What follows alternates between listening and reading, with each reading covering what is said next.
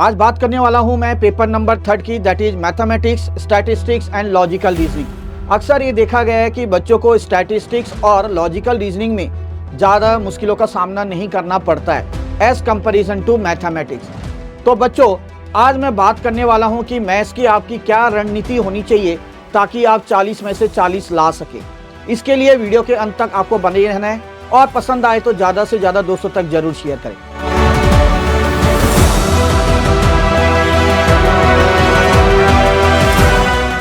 जय श्री श्याम दोस्तों।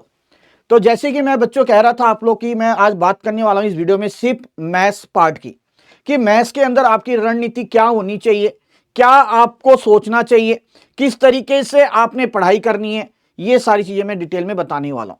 तो चलिए देखिए, अगर मैं बात करूं बच्चों मैथ्स की, सबसे पहले काम कीजिए, ठीक है, इसको 3 पार्ट्स में डिवाइड कर लो। एक है प्रायोरिटी 1, प्रायोरिटी 2 एंड प्रायोरिटी 3। आप सबको पता है, ठीक है, मैथ्स के अंदर हर एक टीचर यही कहता है कि भैया TVM, ratio, proportion, indices and log, ये तो करना ही करना है। और बहुत आसानी से कहीं ना कहीं आपने ये छोटे क्लास में भी करे होते हैं।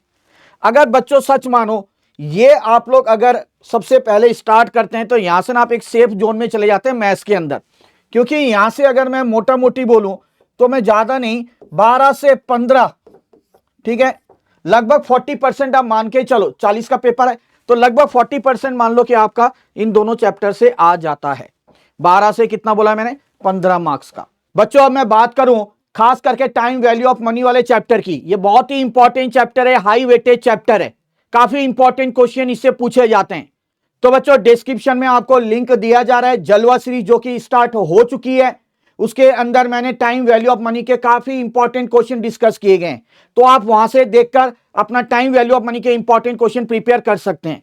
इसके अलावा हमारा ये जलवा सीरीज जो है मैथ स्टार्ट एलआर का, हर मंडे थर्सडे 5 बजे मैं लाइव आता हूं यूट्यूब के अंदर। तो आप लोगों ने ज्यादा से ज्यादा मात्रा में बच्चों ने इसमें जुड़ना है, क्योंकि आगे जाकर और भी इंपॉर्टेंट चैप्टर्स के इंपॉर्टेंट क्वेश्चंस यहां पे डिस्कस कराए जाने वाले हैं, ठीक है। उसके बाद आ जाइए प्रायोरिटी 2 पर।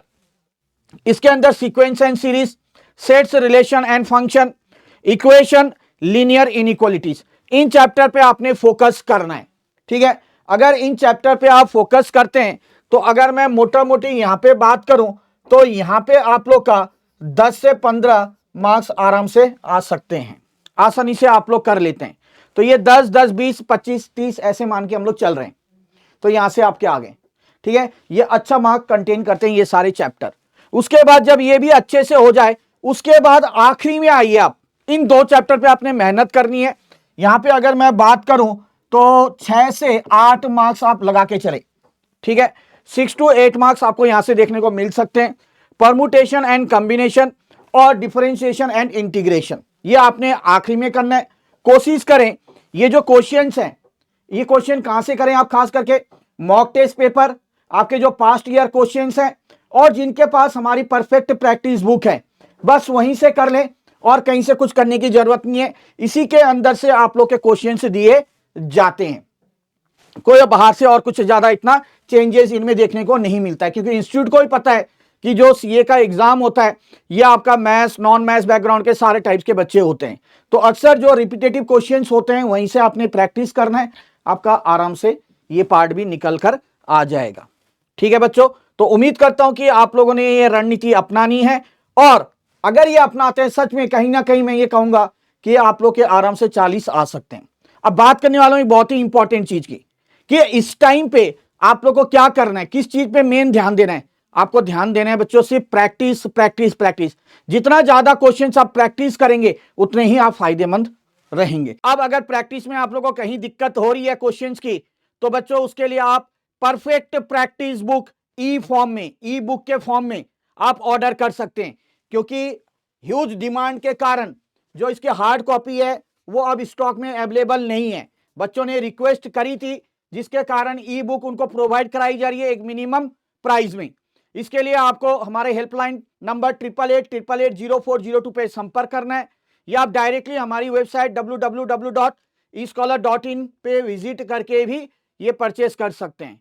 तो उम्मीद करता हूं कि आपको ये बात पूरी समझ में आई होगी। मिलते हैं बहुत जल्द और एक वीडियो के साथ, तब तक के लिए जय श्री श्याम।